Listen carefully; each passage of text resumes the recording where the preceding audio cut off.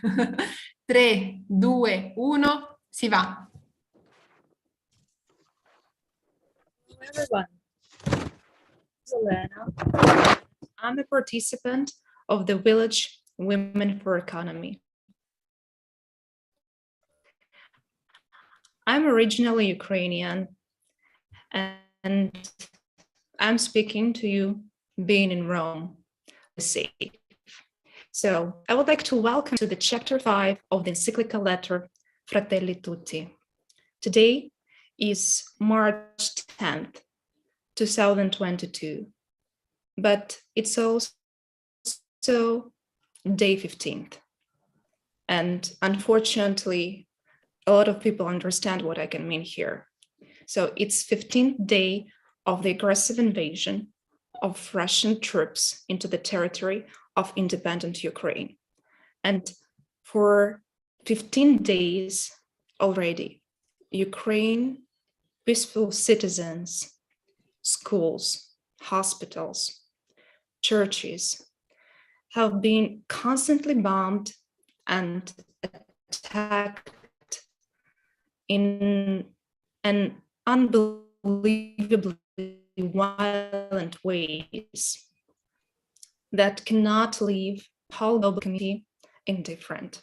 Even our knowledge on the subject related to Catholic social teaching that is presented in the heart of the encyclical letter Fratelli Tutti. The name of this chapter is the better kind of politics that is so very necessary today for this current situation, and is so very important to reflect on it in the context of the crisis in Ukraine. Previously, our village has created a small reading group of this encyclical letter, and we have met together and we have talked about the first 4 chapters separately. The whole encyclical letter is structured in the way that it responds also the methodology, see, judge, act. So the first 4 chapters were closer to see and judge. So they are the first one, dark clouds over a closed world. The other one, number 2, a stranger on the road. The following one, envisaging and engendering an open world. The last we were talking about and the last we were reflecting on is called the heart, open to the whole world.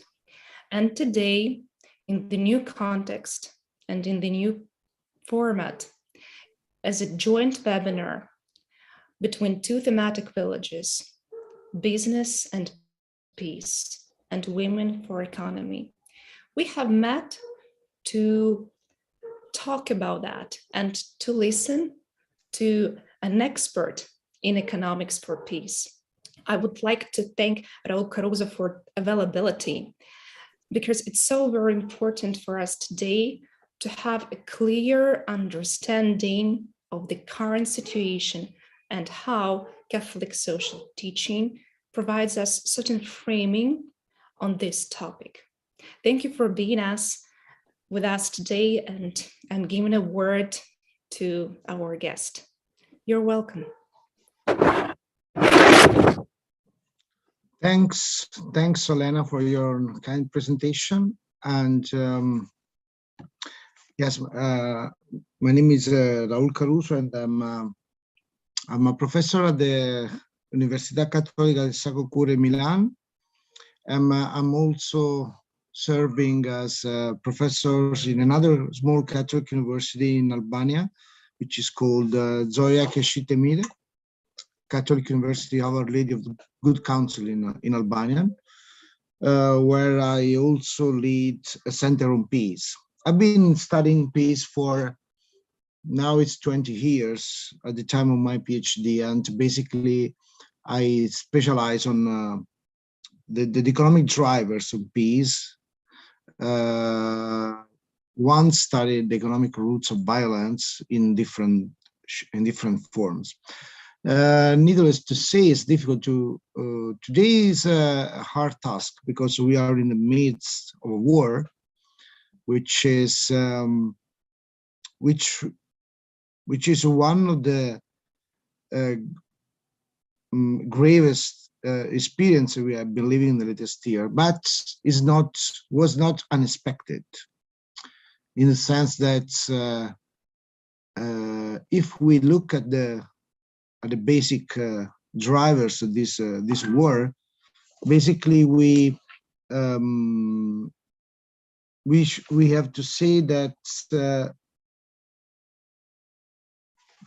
we have to say that we could have recognized the some factors in advance, which now appear clear to everybody.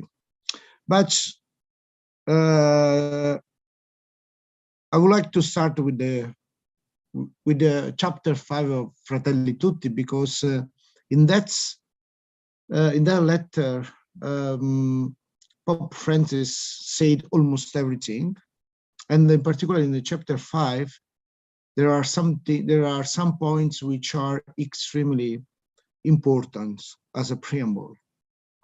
At a certain point, Pope Francis writes about one opportunity we missed. The opportunity we missed in the world was in 2008, at the time, in the aftermath of the financial crisis. In the aftermath of the financial crisis, we didn't have, I mean, as an international community, as a ruling elite of countries, we didn't have the capacity to redesign the economic structure of the world. Why that crisis is so important? That crisis was so important because in the aftermath of that crisis, the seeds of crisis of the latest 10 years were spread. Consider that since 2008, the world has been characterized by an emergence and also recrudescence of several conflicts.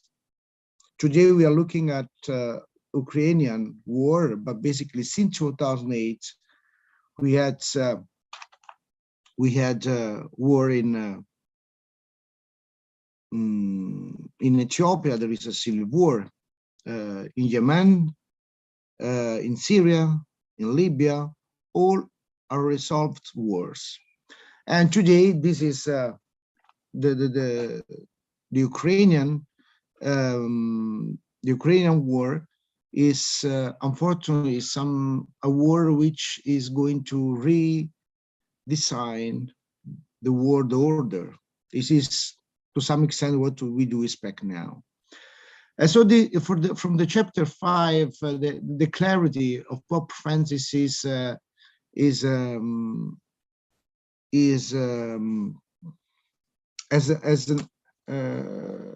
is no doubt about his clarity. I mean, the crisis of 2008 is a turning point for humankind. And why is a missing opportunity? Because at that time, once the economic order has collapsed, so devastated, I mean, putting into poverty thousands of people, thousands of people, we didn't have the readiness to rewrite the system. What we have done? We have done something like we have postponed by means of an easy monetary policy. We have postponed the responsibilities and difficulties of the economic systems. But in the end, what we are going to live now is a big economic turmoil worldwide. And what we didn't do at that time, we didn't reconsider economy.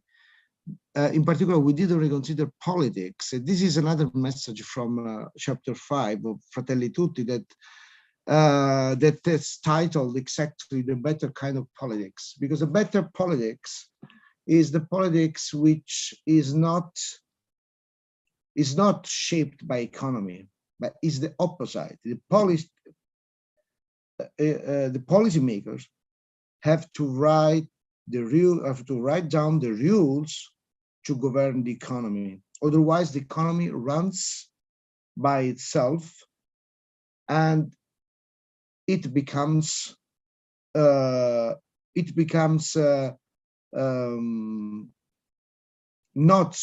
as it creates not a set of opportunities for people, but rather it enlarges inequalities, and we all know this, enlarge the opportunities for conflict, and we also know this. So basically, the better kind of politics is a politics which is not subject to the simple economic incentives, to the simple portfolio rents emerging in stock markets, but rather is a politics which writes down the rules. And what is the worst or the best, according to the interpretation, example of this is the arms trade. It's something I've been telling everybody for years, for 4 or 5 years now. One of the basic reasons of the recrudescence of such a conflict is the arms market, is a worldwide arms market which is not regulated. So in practice, what we know is that since we have not renewed many treaties about arms, but if you consider, for example, that we are not able to review the conventional weapons, for example, or consider that Russia and the United States, for example, did not ratify the ATT, which is the treaty designed to limit arms trade. Consider that there is no agreement on no review of the agreement on nuclear weapons. Okay, so basically what I'm saying is that the international community has not put enough efforts, the policymaker has not put enough efforts to redesign the rules to limit for arms control. Okay, arms control, of course, we would love to use the word disarmament, but unfortunately we cannot use the word disarmament because usually governments like weapons, but at least we could push to have a system for arms control. And this is something which didn't do.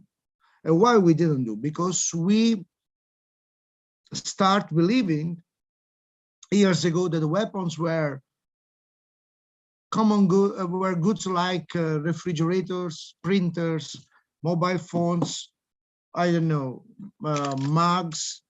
Okay, we now, a producer of weapons are listed in the stock markets, for example. So that means that as investors, we want the value of the shares go up. But have you thought about, do people know why the share go up? Because there is a war, maybe somewhere in the world. So this is the worst and the clear-cut example of what Pope Francis said. There is a politics which is subject to economy. But now it's difficult to believe that, it's difficult to give credit to policymakers when they say we didn't know. Yeah, because they knew. They knew because, for example, in Europe, the arms producer are state-owned. In Italy, for example, the military industry is owned by the government, and the same is in France, in Spain, in Germany. Okay, so basically what I'm saying is we knew everything, and the Russia that now invaded Ukraine only less than 1 week ago at the United Nations General Assembly, the countries has been asked to vote a resolution against the war, right, against the invasion, and 141 countries voted in favor. That, according to many, is a political success. But look at the countries which didn't vote against the aggression. 35 countries vote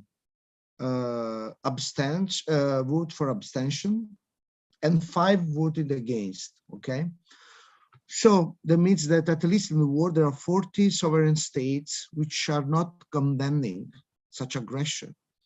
And you know, most population, the largest number of people in the world live in those countries: India, China, Algeria, Pakistan. Ethiopia also didn't take part into the voting, and several other countries. So the question is, why those countries? So of course there are several motivations, but there is a thin red line which links all these countries. All these countries buy weapons from Russia. And you know what I mean? It means that the shape of the arms market can be overlapped on the shape of international relation. It's why the arms control is the first thing we have to do as an international community. And so how to do this? That's a big question, how to do this. And so we can go back to the chapter 5. In the better kind of politics, there is another clear-cut message. That's the good politics is the politics which is able to create and sustain and support institutions in order to limit opportunistic behavior of governments. And also in the chapter is also mentioned that we need to rewrite the rules of the United Nations system. And this is something that which cannot postpone anymore, in the sense that consider the World War II. Go back with your mind to the World War II. It's a very simple example. The World War II lasted until 1945, right? Right? April 45, 1945. You remember when the institution which are still regulating the world have been designed. The institution have been designed in the Bretton Woods Conference, but the Bretton Woods Conference has been held in 1943. What does it mean? It means that even before the wars stopped, the governments, the democratic governments, were already organized the new system. So when somebody says that now is not the time to write rules, but it's time to defend Ukraine, I'm not contesting this, but I can contest, which is not correct, that it's not time to writing rules. This is the time to write new rules, because we have done in the past. In the past, we have written the rules of the liberal order in 1943, before the World War II finished.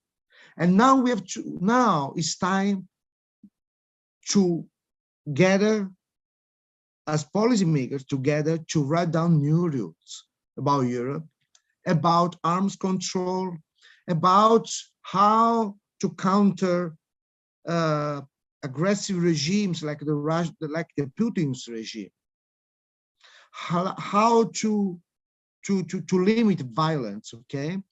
And so the consequence, the point which which come is what are we doing something useful in these days? At the moment, we are not writing the new rules, so it's to some extent is a mistake. But what are we doing, and if we are doing well? Okay, most people believe that, or at least most people wonder whether the sanctions that international community is imposing would be successful or not. And in this respect, we need some kind of clarification.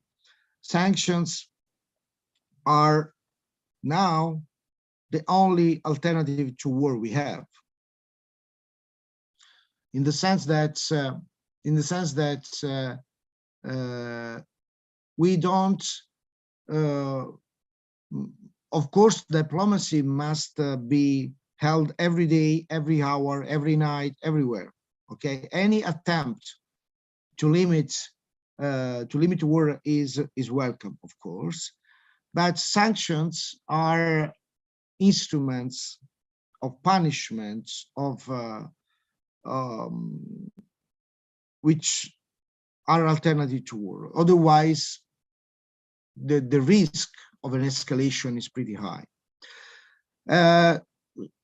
So what is the risk? What are risks and opportunities about sanctions? So the risk is that sanctions are going to, if the sanctions are unfocused in general, the history teaches us in this respect. If sanctions are unfocused, the risk is that the population gets poorer and poorer, and so basically it's the common people which turn to be damaged by the sanction, and not the government who has chosen to wage the war. Okay, so this is a risk which has to be avoided. It's why now we have in the latest years, not only now with this war, but even in the latest 15 years, as international community, we have developed economic sanctions which are much more focused than before. In the literature about sanction, we call this smart sanction, when they are focused on some individuals or some specific targets, some specific firms. Okay, so basically what I'm saying is that targeting the oligarchs is that basically do constitute the constituency which support this regime, is perhaps the best, the most predictable, successful sanction we are using now,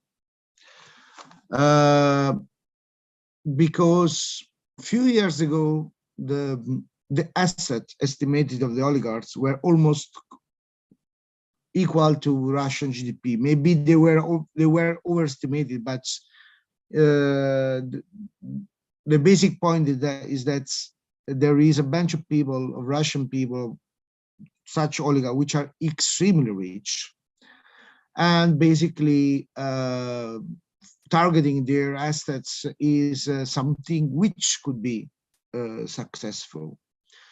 And of course, now we have the technology to do this. Years ago, we didn't have such technology. It's why years ago, sanctions were targeting much more trade. Okay, now we have the technology to target oligarchs, and of course, in this respect, cooperation between countries is essential, because there are fiscal events which need to cooperate, like, for example, Switzerland, Cayman Islands. So all the countries where usually affluent people, very rich people stockpile their assets. Okay, so in this respect, we have an historical example. If you remember, at the time of the Serbian war against Kosovo. In 1999, the NATO bombed Beograd, but Milosevic didn't change his behavior. But the sanctions even appeared to be unsuccessful until in the summer of 1999, some financial sanction against a constituency of 800 people surrounding Milosevic were implemented. So after some months, in 2000, basically, in the end, I mean, the constituency around Milosevic started to began to collapse, and Milosevic lost the election in September 2000. So perhaps in recent times, that's the example that's financial section targeting a constituency of powerful people in a country may work. Okay, so in this respect, of course, in this respect, what I'm saying is that implementing smart sanction is a road we can is a way to avoid the escalation, but also a way to move towards peace. Okay, because we are not. I mean, in a military confrontation, escalation is the worst case scenario overall. Okay, it's worst case scenario because the outcome is unpredictable. So every mean we use in order to avoid such escalation has to be welcome. Okay. Is there any concern about sanction? Of course there are. Because consider that in Russia there is a huge. Everybody knows that in Russia there is a huge, not huge, but there is a misinformation. There is a widespread misinformation. It seems that even soldiers go to Ukraine, but at the beginning they didn't know they were going to fight. It's I read this news yesterday that perhaps the soldiers were unaware of the mission, of the military mission of the war, basically. So misinformation is sometimes, not sometimes, in many cases, is the best counter measure against sanction, because the population believe that some major foreign power is determining the poverty they are going to be entrapped. So in this respect, it's why I'm saying that sanction have to be smart. Generalized sanction do create concern. Okay, so in this respect, we can recall the message of better kind of policy. The policymakers have to monitor such process, have to be the best, have to consider on a daily basis what's going on, even respect with the widespread population. Consider this, that's a few days ago, the spokesperson of the Russian government, I read this called Peskov, sent a message to the Russian people saying that the government would have done everything in order to counter sanction. In particular, they would have implemented any policy for import substitution until complete import substitution. In economics, import substitution means that a country which cannot import goods anymore is going to produce domestically the same goods. Okay, this is one of the biggest lies that a government could say, because there is no country in the world which is able to substitute imports overnight or in the very short run. No one. Okay, and consider also that, so that means that they are already lying to the people, saying that we are using something which can't be used. Russians, to some extent, are victims of their own governments. Okay, also Russian are victims of the Putin's regime, and in this respect, so is what I'm saying, that a matter of concern is how the sanction will be implemented, will be communicated. So now there is so one of the component of a successful strategy in this respect will be that of canalizing information through informal media, like social media or mobile phones or informal communication, because otherwise we don't have to leave Russians without information information about the war. We don't have to leave Russians in the hands of the government's propaganda. We have to find a way to do this. Okay, and what else? Even this is something which is also in that famous chapter 5, because at a certain point you would have read in the chapter 5 that the civil society is compensating, in some cases is compensating the are trying, have to, and are also correcting the mistakes made up by some policymakers. And I think that this is something we are called to do universally, in the sense that the example of mobile phones to vehiculate, communicate with Russians, but also, of course, with Ukrainians. Also the commitment that in Europe now we're going to have to that we have to let the Ukrainians to live in the future a life, a dignitous life in our countries. This is something that needs the best civil society we may have. In the sense, a committed civil society, committed on we could use the word used by Pope Francis, committed to love, to charity, because now, unfortunately, the Russians are destroying almost everything in Ukraine. They are destroying hospitals, houses, buildings. Now we have pictures. I mean, it's what the picture tell us. That means that 2 million of Ukrainians, even more, because 2 million were yesterday. So in the next days, perhaps such figure would double up. I don't know.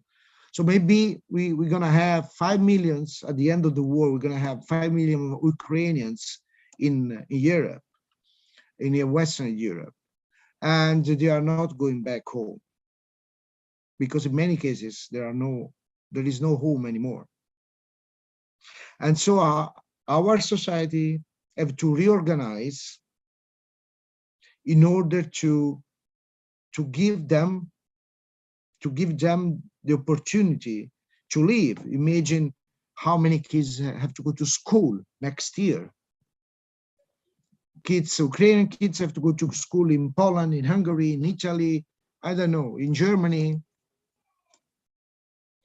And in the latest years, public spending for education in Europe has been cut in many countries. So what's the better politics at this point? At this point, the better part would be that we have to increase, double up, or even multiply by 3 or 4 times the spending for education to let Ukrainians live in our countries, to give teachers the instruments to handle with this. Consider that we have a bunch of studies which show what is the long-lasting impact of bloody wars on kids. That's is basically some kind of post-traumatic stress disorder, which is famous for soldiers, but is also for kids, for women. In particular, women. A few days ago was the International Women's Day, right? And where is a word, the victims of the wars usually are women. Why? Because women have to take choices. Now we know that most refugees are female because many Ukrainian males are in the country to fight against Russians. So this implies that this has implied that women and kids have left, are leaving the country, are leaving Ukraine, and so we will see that we will see to what extent we will be able to consider that there is a gender issue in the war, and so even a gender issue in the integration policies we are going to design in the next months, in the next weeks. Okay, and so as civil society and as policy makers, we are asked to consider this from the very beginning. Okay, this is the challenge of the next years. Okay, this war will last years, and this is something which needs to be done in a kind of how much time do I have? Yeah. Let me know how much time do I have. You've got like extra 10 or maximum 15 minutes. So 10 minutes. 10 minutes. Okay. So this is something which, of course, cannot be done on a national basis, but this needs a coordination between governments. So the worst case scenario could be that of creating some kind of asymmetry in integration of Ukrainians in Europe. So it wouldn't be acceptable that Poland, Hungary, Germany, and apply different policies. Okay, so the challenge we have now in Europe, because it's Europe which is going to integrate these refugees, is that we have to try to coordinate. In this respect, there is an opportunity. Few weeks ago, a few weeks before the war, the European Commission has released a document which is called the Plan for a Social Economy in Europe, which is going to be twin with the Green Deal released a couple of years ago. So even in the economy of Francesco, we have been focusing on sustainability for years now, for a couple of years now. Now this war is telling us that now sustainability is exactly what we mean as Catholics, that there is some kind of integral sustainability, integral ecology we have to consider. So in this respect, we as a Catholics, we already know this, and we have to try to convince policymakers that there wouldn't be any kind of environmental sustainability in the absence of a social sustainability. And so this is a commitment we need to have now, because there's still some kind of prejudice or some kind of unawareness about that. And do you know why? Because if you could look at the media, this is another basic point about this war that I didn't touch till now, that I'm touching now. If you look at the media, one of the recurring news about the war is the shortage of energy in the next future, right? Everywhere in Europe, we speak about the shortage of energy. That, of course, is a problem, is an issue, because we have been buying natural gas for Russia for years. Of course, it's an issue. Okay, I'm not saying it's not an issue. I'm saying that's an issue, a big economic issue. But of course, as Catholics, we are asked not to consider that issue as the prominent one. In my perspective, is just an issue of a bunch of problems that now we have. And I would love to have a European policy for energy, personally. But I would love to have a European policy for energy policy if and only if we have also some kind of commitment of the social issue generated by this war. So basically, to summarize, what I tried to highlight this evening was that the very point of departure of the future ought to be, and I think we have to repeat this tirelessly every day if necessary. The Latins were used to say repetita iuvant, but what we have to do to lobby even the governments, the very point of departure is arms control worldwide. This is the first thing, because a lack of arms control, which eventually has turned into bloody wars around the world and also in this world. First, the second point is that we have to still implement all the measures but military to limit violence. In order to do that, sanctions are welcome, with the concern, take into account the concern that sanctions have not to target only population. That's inevitable to some extent, but they have to target. They have to be smart. They have to target the constituency surrounding Vladimir Putin. Okay. The third point is that the civil society now, of course, now it's a big shock. So when there is a big shock, each of us look at the governments. But the very third point of my talk tonight is that the civil society will be committed to build up peace after this. In particular, within Europe, our commitment, the commitment would be that of integrated all the refugees, because unfortunately, those refugees won't be able to be back home. That's a reality now, unfortunately for them. And so we have to allow kids to go to school, allow women to find a job, and considering, as I told you, that there is a gender issue, and we have to provide healthcare for these people, flowing from, and this is a commitment of the whole society, Even in this case, in the idea of the better kind of politics, we have to do something which to lobby towards something that the Pope Francis has saying in several ways, even before the war. Education is the key.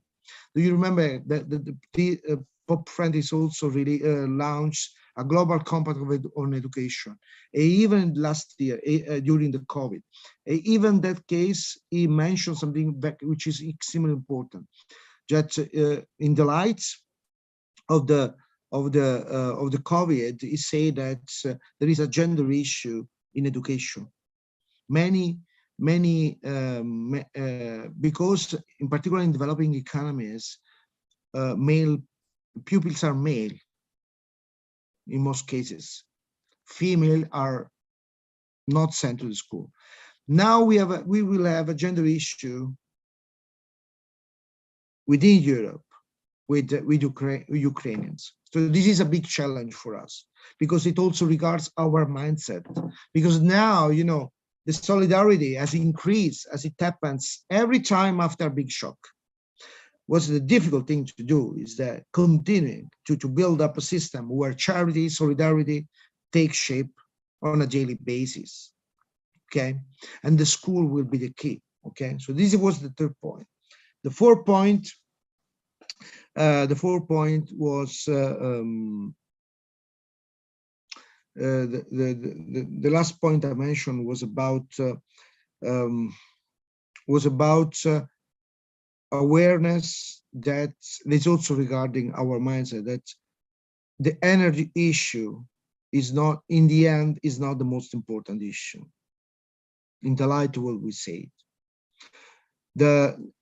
our issues will be that of refugees, that of limiting violence worldwide. The energy will be a big issue, big economic issue. And what we have to love before is something like a European policy for energy, okay? But at the same time, we don't have to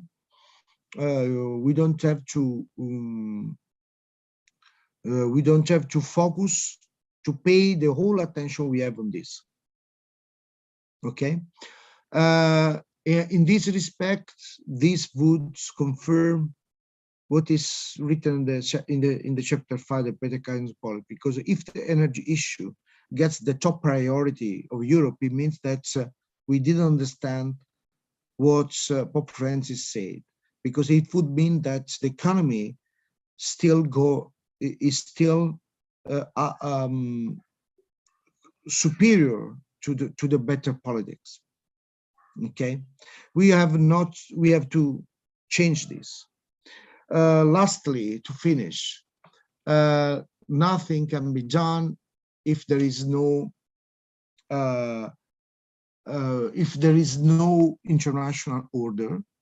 And of course, the arms control I also mentioned before must be done under the umbrella of a United Nations system. And we have to ask for redesigning the United Nations. The United Nations can play a big role. At the moment, it's not playing a role because of the veto of Russia, but the United Nations can play a big role.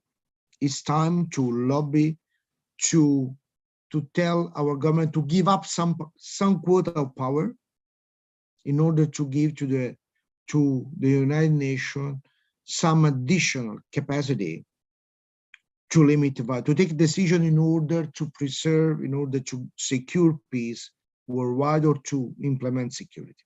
Okay. What else? I think my time is, Olena, my time is done, right? Yes, thank you so much. I would like to make a couple of comments, let's say, and like a little bit of reflections, because I'm myself a Ukrainian, and everything you were talking about is what I'm living through all these days, unfortunately. And talking about like some aspects that you have mentioned before, talking about arms control worldwide, it's so necessary and it's so very important of both nuclear weapons and mass destruction weapons. Unfortunately, as all of you will know, not so long time ago, and one of the biggest nuclear power stations in Ukraine was bombed. So Energodar was bombed by the military soldiers from Chechen Republic who are Muslim, who were sent with the equipment of temperature measurement to bomb the reactor. So I think at this point, it would be also important to highlight that the control and the security of nuclear power stations should be also taken under the consideration and care in the new narratives we can also talk about onwards. And the issue that one of the first strategic objects that was occupied was Chernobyl. So even though it is not a working power station, but still it's very deadly and very dangerous for people in Ukraine and in the whole Europe. Talking about implementation of economic sanctions, smart sanctions, I absolutely agree that it is very important, and it is very disappointing that the sanctions right now, they target all the people of Russia without, regardless their support and non-support of Putin, regardless their economic status. So unfortunately, poor, they become even more poor. But what Ukrainians think of that? Unfortunately, more than 70% in Russia do support Putin due to all the misinformation and all the propaganda that is provided. And unfortunately, from behalf of my people, unfortunately, we see it as an instrument that would also help to awaken awareness of people who do think that this is normal. So the situation is not normal, and it is a war, no matter how they see it and no matter how they want to call it. And Putin is not the only person who does it. There are dozens of thousands of soldiers who are actually bombing, and more than 70% of the whole huge population of Russia do support it. That is so very disappointing. And unfortunately, within very few days, maybe as far as I remember, even tomorrow, Russia is going to move to their servers. So they won't use international network internet, so not the global one. They will use their servers. So they have blocked Facebook already. All neutral channels do not operate in their normal way. They have or closed or unfortunately share the disinformation they are supposed to share. So this is very disappointing. And talking about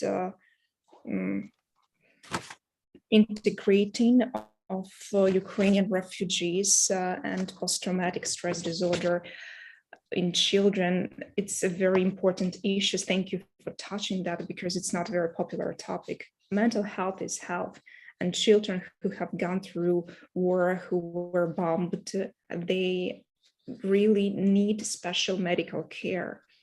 And it is not possible to go through post-traumatic stress disorder without medical support, so without a psychotherapist. And right now, there's the kind of double standard in refugees. There's the whole general debate about the way Ukrainian refugees differently treated from refugees from the other countries. And unfortunately, I think one of the difficulties to face by new policies would be to avoid double standards. In Afghanistan, life isn't easier, even though the Russians haven't brought portable crematoriums there. Still, it is not so easy, and it isn't even possible to have a normal, adequate health life there. So I think one of the aspects and difficulties would be to develop integration policies that would not exclude others, that would not be for Ukrainians only. Right now, being a member of Ukrainian diaspora in Rome, from my behalf, together with other associations, we do volunteer. We do everything possible to help refugees who arrive linguistically to get the documents. We do intercultural mediation. We help with housing as much as we can. I helped with the sorting and packing humanitarian aid for Ukraine. And I think it would be also necessary to involve diaspora, Ukrainian diaspora in European countries in the process of socioeconomic inclusion of women who come right now to European countries. Unfortunately, those are only women, children, and elderly people, because men in the age between 18 and 60 cannot leave the country for legal reasons. It's not possible for them to exit the country. So I would like to thank you again for that. And if we have questions, so I think we can go ahead.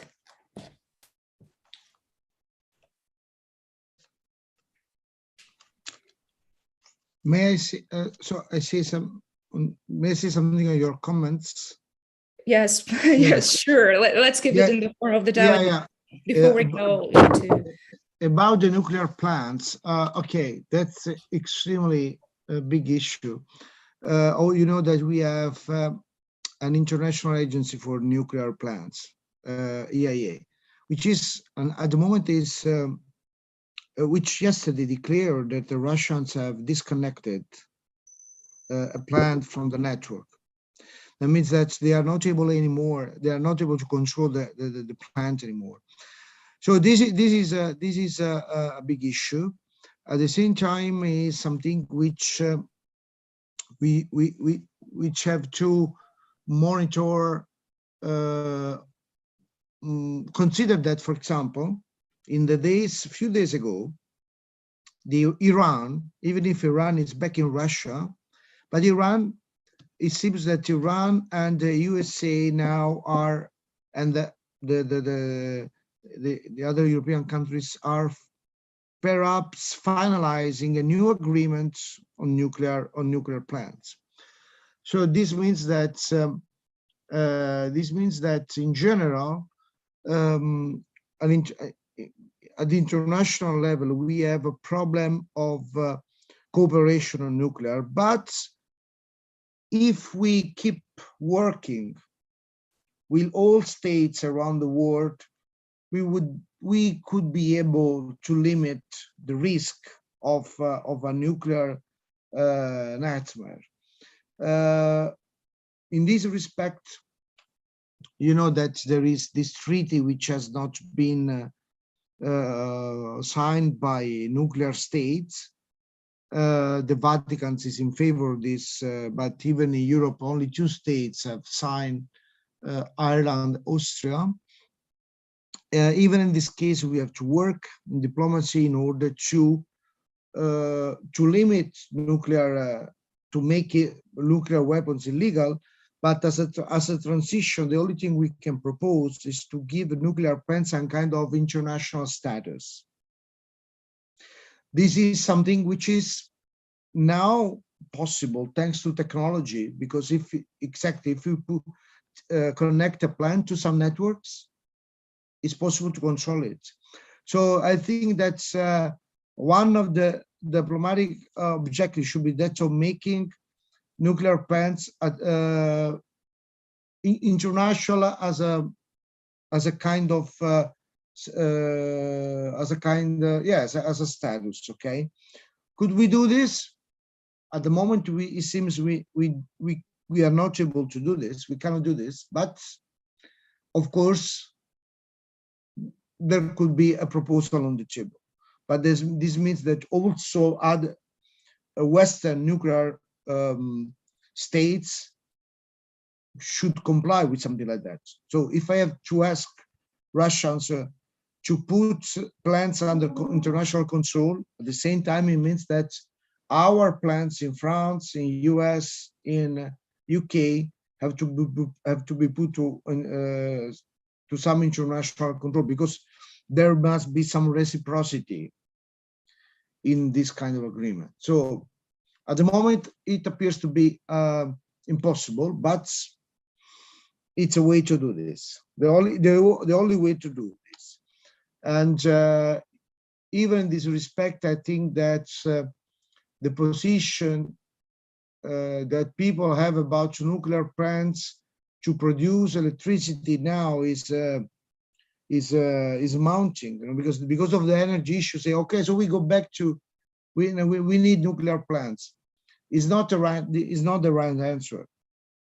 It's not the right answer. The right answer would be that,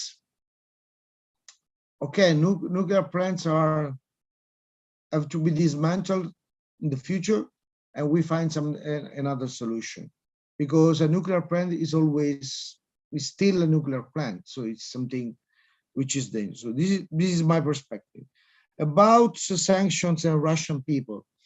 That's true that according to the poll, it seems that 70% of people back Putin. But it's also true that for the first time ever, in 58 Russian cities, there have been demonstrations against the war. In 58, I mean, for the first time ever, you know, the Russian police has arrested something like now, I think 10,000 people. And there is a huge number of Russians who live outside Russia that are saying that they are against the war. So I think that in the end, it's not exactly true that most people in Russia back Putin, even because there is no, they got no advancement in their life in the latest years. Poverty has increased, rights have decreased. I mean, Russia is a big country. We look pictures of Moscow and St. Petersburg, but there are different Russias. There are rural area, the Siberia.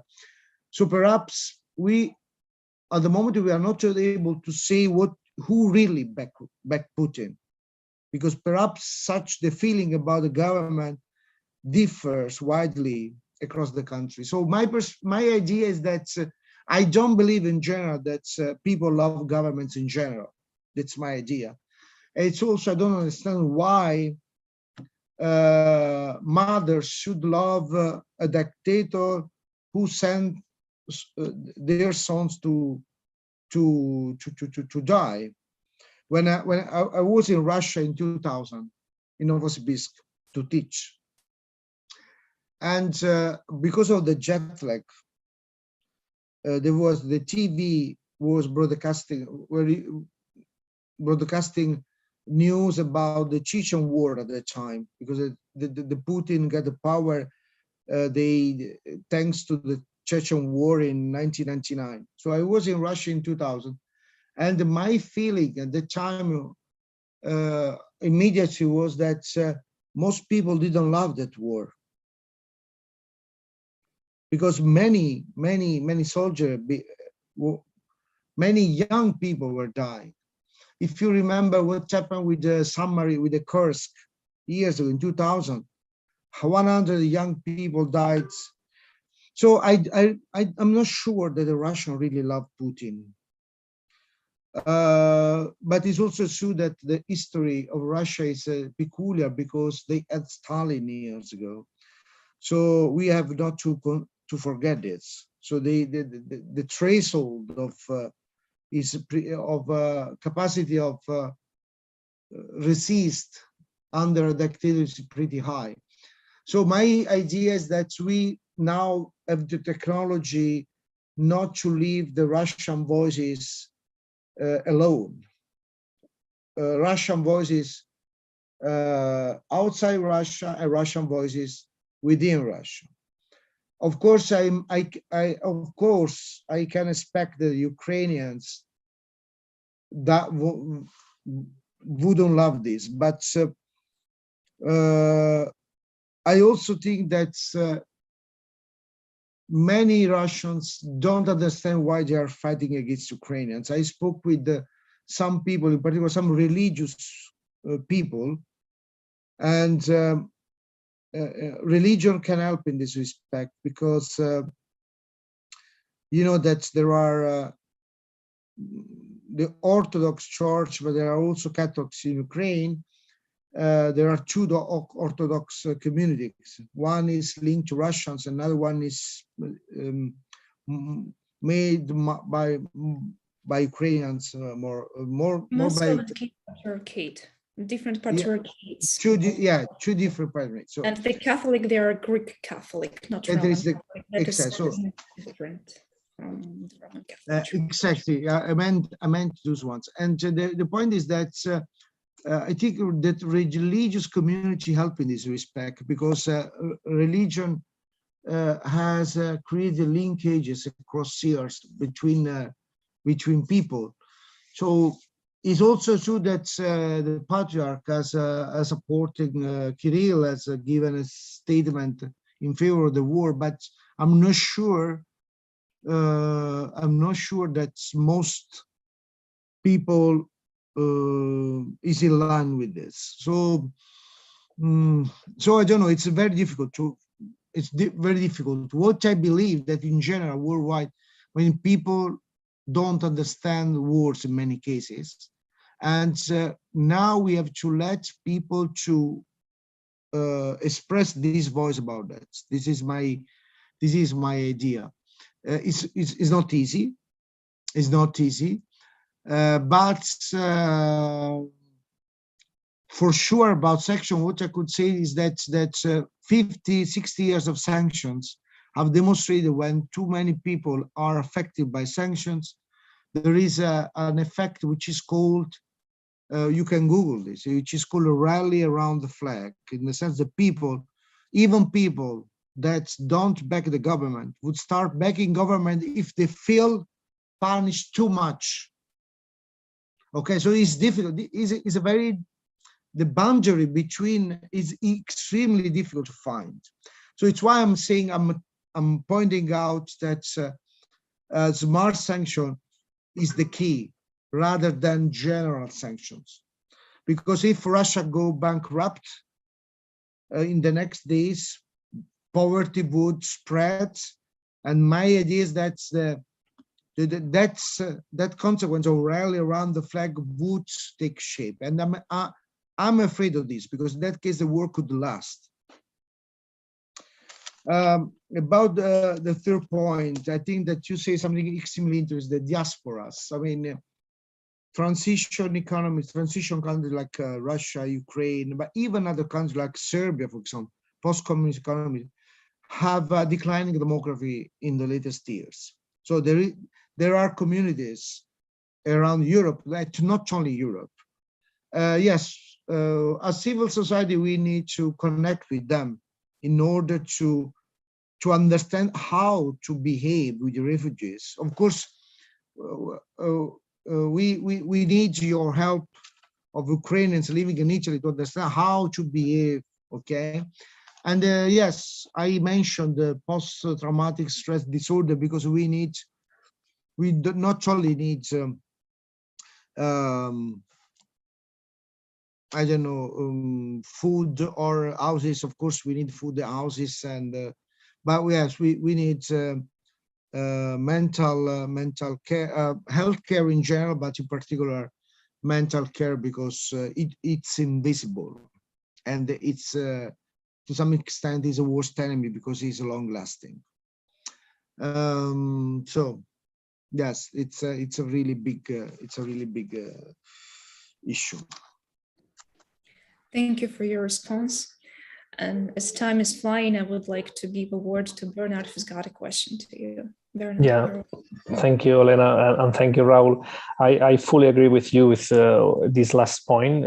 Just something that happened today to me. I went to the town hall of my city. I live in a very little city in Catalonia, and it was full of Ukrainian people. So it really touched me because we need to provide this aid, depending on the war and all these things. I think that we should do something, and it's really important to drive it.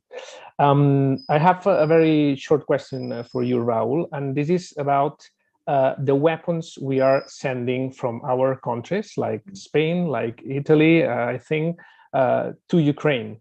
I think from your view, this is, for example, something, or this is an example about this supremacy of economics against politics, or is something related with increasing the GDP of countries inflicted and no, that we've lived the pandemic. I don't know. Which is your view about that? Okay, that's a very difficult question. Okay, to some extent, there is some kind. We do this on behalf of US, I think, in the sense that it was easier for European countries to send some weapons to the Ukrainians. I don't think that at this stage is something which is boosting demands of is boosting demand for military production. The demand would have been increased in any case. Okay, so the weapons we send to Ukrainians could be a risk and an opportunity at the same time, because of course, if you increase the capacity of an army, the war would last, would be much more long lasting, of course. And if a war is continuous, of course, the humanitarian cost of the war would be higher. On the other hand, is also unpredictable, because we don't know exactly that without sending the weapons, what the Russian would do. Okay, so it's difficult to find an answer, a correct answer. Of course, we work for peace, so basically sending weapons for us should be the last option ever. What I believe is that there is weapons are not the same, in the sense that there are some weapons which could be much more committed to defense, and the weapons which are much more committed to offense. Okay, there are weapons of mass destruction and conventional weapons. So perhaps the way we can use to find a proper answer is distinguishing between weapons. So if we use weapons to protect civilians, because we know that now the news we have is that Russians are also undermining the humanitarian flows, right? Because it seems they are bombing. Of course, information in these days is difficult, but weapons to protect civilians perhaps could prevent further attacks. Weapons to make the Ukrainian army able to attack the Russians could create an escalation, even because Ukraine is a country which produces weapons. Until few years ago, Ukraine was one of the top exporters of weapons in the world.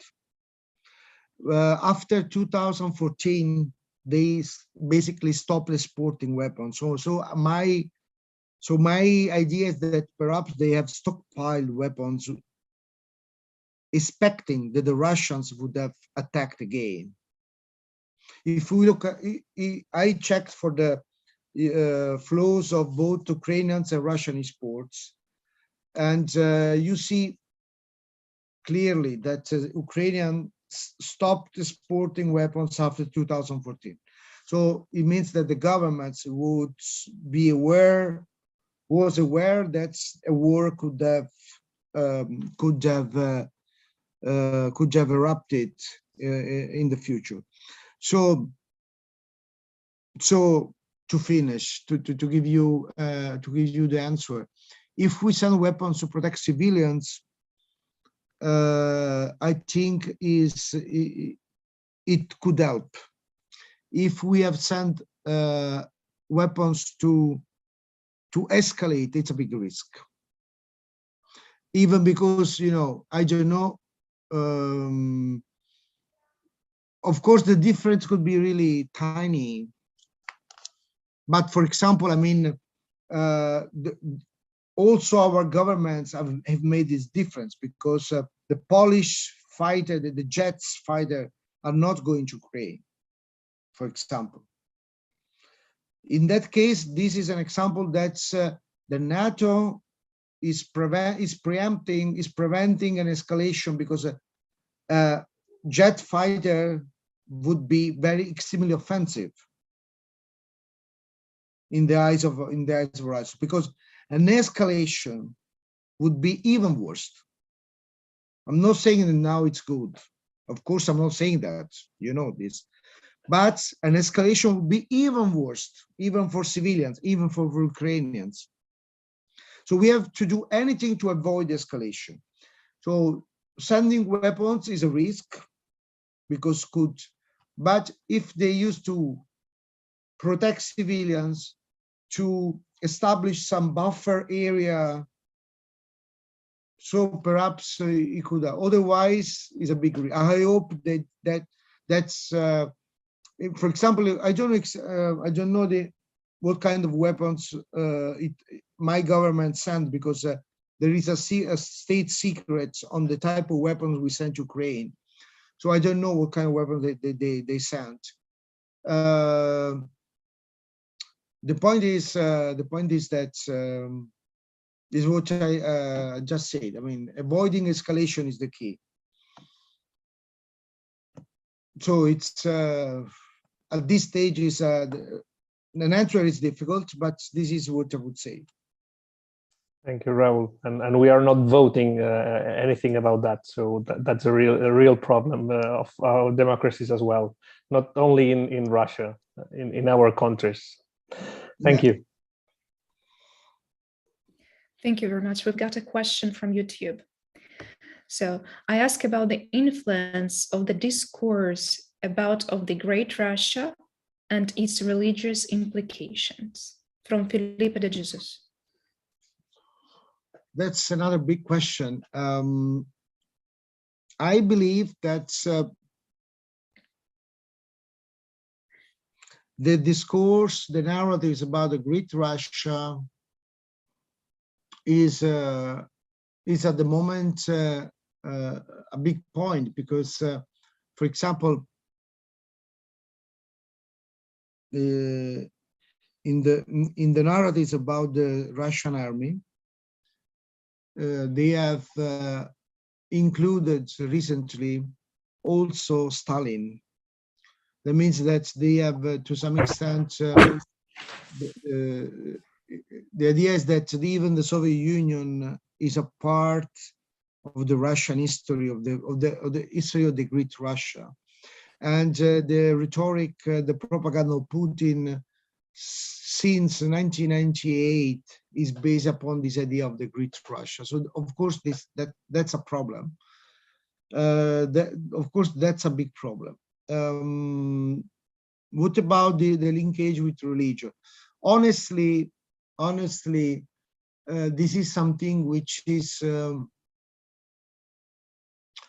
something which is a thing over states, because as I told you, I think religion does exist before the states. Christianity is in Ukraine, in Russia, even before the states took this shape. Okay, and I think that's is this. I mean, religious communities which back the war. The idea that religious communities can back the war is somehow disturbing, but this happens when because humans sometimes get corrupted by power, and we know this. It happened many times in history. But I think that I'm pretty much convinced that religious people, in the end, in depth, understand that this is a war which is a war between brothers, okay? Because Russia is also there is Christianity in Russia, we know this. And also consider that in Eastern countries, when at the time of the communism, in many Eastern countries, religious community continue to work to preserve the religious identity of communities. So they know in those countries, in post-communist countries, they are extremely aware of what does it mean, or what means how power corrupts society and how power corrupts religions. Okay, so I think that's in the end people would understand that the idea of Great Russia is disentangled from the Christianity in Russia. But of course, there is somebody who is trying to exploit this idea. But I think that in depth, most people don't is able to distinguish between the power and the narratives about power and religion. So I want to believe this, perhaps, but I'm firmly convinced about this. Thank you very much. Valentina? Thank you very much, Olena. And thank you very much, Professor Caruso, for this very interesting reading of Fratelli Tutti in a relationship with the Ukrainian war. I'm sorry to be the last one because I have too many questions, but I decided to focus on a geopolitical issue. Well, in this international scenario, which will be the role of Israel in this conflict, considering on the one hand is all the religious interest in Ukraine, and on the other hand is engagement in purchasing arms, in purchasing weapons. Thank you so much. Okay, another big question. I mean, you all have big questions. That's good. About Israel, okay. Consider that Israel is a country which is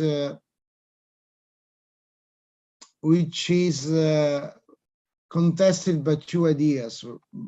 One is the idea is that Israel has to be a Jewish country, and another one is that the idea that Israel hasn't to be an ethnic state. Okay, but in the end,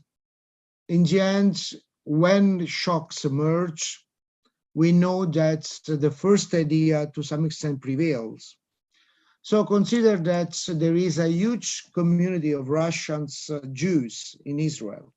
One of the big problems, for example, underestimated in the conflict between Israel and Palestinians, is actually the huge inflow of Russian Jews at a certain point after the Cold War, which created some kind of shock in labor markets. But okay, on the one hand, so there is a huge Russian community, but in Ukraine there is a huge Jewish community. According to estimates, there are something like, if I'm not wrong, 100,000, maybe even more Jews, even more. Olena say even more. So maybe 200,000 Jews in Ukraine. So if the first idea, so as I told you, the idea that Israel supports Jewish worldwide, so it's why now they are trying, in my perspective, it's why they are trying to play a role. Otherwise, because consider that usually Israel is a country which is in line with the US perspective most of the times. Now they have taken an initiative, and I think that they have done this because there are so many Jews in Ukraine, 200,000 maybe more or less, and there is a huge Russian community. So perhaps they feel themselves able to create some dialogue to fix. So I think in this respect is its attempt as to be welcome,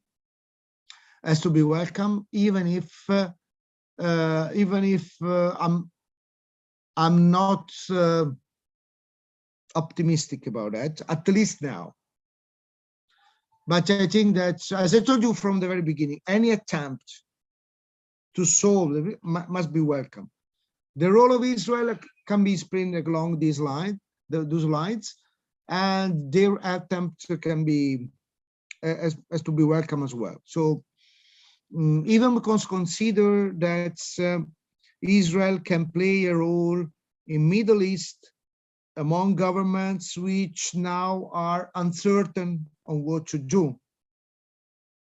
Yesterday, it seems that Saudi Arabia has not taken the phone call by Biden. You never know. I think it appears years ago it would have been unbelievable, you know.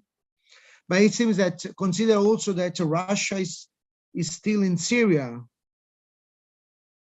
Okay, so Israel can play a role, even because it has a linkage with governments in that area. So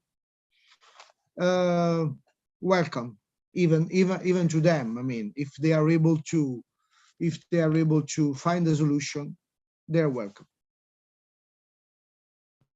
Thank you so much. Thank you very much, Professor. So unfortunately, we're out of time for today. I would like to thank you personally for being with us today and for helping us to discuss this topic on so high level, in so detailed way that creates really basis of more clear understanding of the way the better kind of politics can be implemented and can be further developed onwards in the context of this crisis. And unfortunately, crises give us that moment to reflect deeper on the needs and on further developments. Thank you very much. Thanks to everyone who followed us. And I would like to invite you to stay tuned. And the next chapter of the encyclical letter is dedicated to dialogue and friendship in society. I really hope that hate speech between Russians and Ukrainians would stop, and all this hell would stop as soon as possible. And on my behalf, I'll do everything possible to support my, let's say, fellow Ukrainians who arrive here, but there is never enough. And hoping for the better, and please pray for Ukraine and my hometown that is called Nikolaev, and this right now at the most complicated moment. It has its strategic point, and unfortunately all this time they're trying to capture it, and it's very, very stressful for me and my family. Thank you for being us again. Goodbye.